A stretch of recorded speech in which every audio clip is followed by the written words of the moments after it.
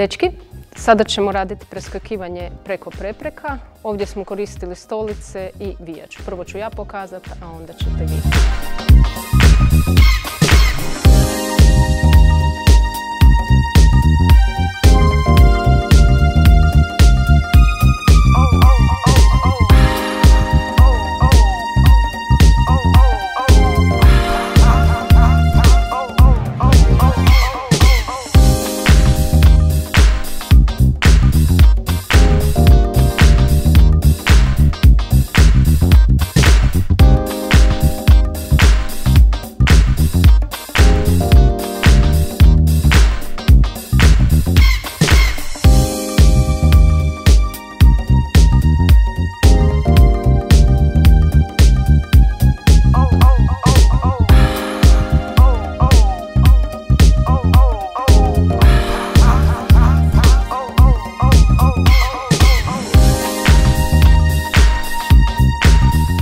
Dečki, sada radimo zadatak preskakivanje preko prepreka.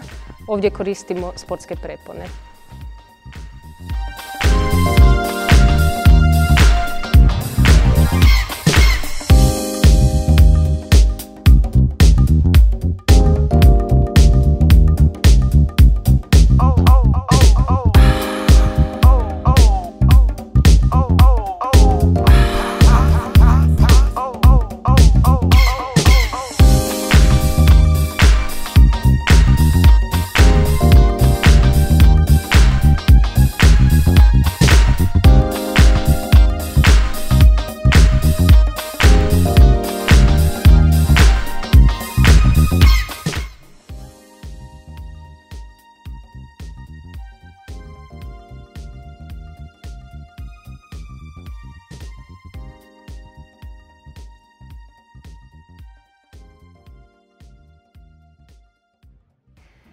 Dečki, idući zadatak radimo isto preskok, a ovdje ćemo koristiti švedski sanduk.